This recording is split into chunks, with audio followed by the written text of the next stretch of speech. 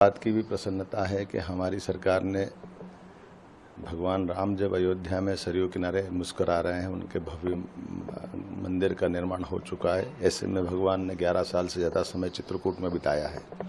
मैं आज चित्रकूट जा रहा हूँ। चित्रकूट में भगवान राम के धाम को हमारी सरकार ने भी सर्वोच्च प्राथमिकता के आधार पर सभी प्रकार के विकास कार्यों को लेकर के योजना बनाई है, जिसमें गोवर्धन कामतानाथ की परिक्रमा, भगवान कृष्ण के भी अतीत के प्रमाण वहाँ मिलते हैं, लेकिन भगवान राम को समर्पित रामनवमी पे आज 21 लाख दीपक के साथ हम वहाँ एक तरह से दीपावली की तरह से मंदाकिनी माता की आरती के साथ उस आनंद में मैं स्वयं शारिक हुआ।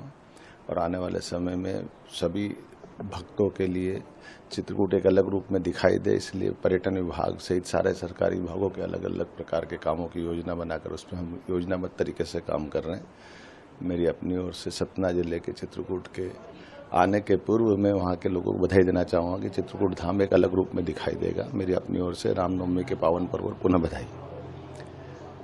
आज मेरा दौरा रामनवमी के साथ चैत्र नवरात्रि भी चल रहे हैं। ऐसे में मैहर मैं स्वयं जा रहा हूँ और मैहर की माताजी के देवस्थान को लेकर भी हमारी सरकार ने बहुत अलग अलग प्रकार के काम किए हैं। आज वहाँ मैं स्वयं कई सारे कामों का भूमि पूजन लोकार्पण करने वाला हूँ।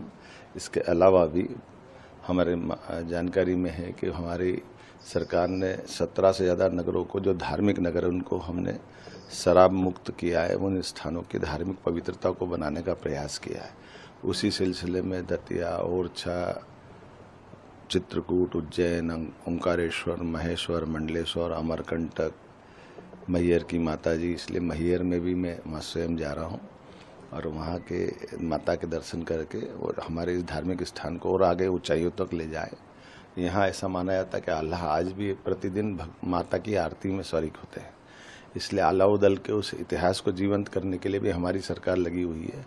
मैं माँ से कामना करता हूँ कि वो वीरों का वो समय एक बार पुनः जनता जानना समझना चाहती है, तो रिसर्च के माध्यम से, लोकोक्तियों के माध्यम से जनता के अंदर उनके इस पराक्रम की जो छवि अंकित हृदय में है वो पुनः जीवंत हो और हमारे अपने पुरुषार्थ के आधार पर मध्य प्रदेश के सरकार यशस्वी प्रधानमंत्री के नेतृत्व में कदम से कदम मिलाकर विरासत से विकास की ओर लेकर चलने के उस संकल्प की पुनः पुष्टि करे, जिसके आधार पर मध्य प्रदेश की गौरवशाली भी एक पहचान रही है।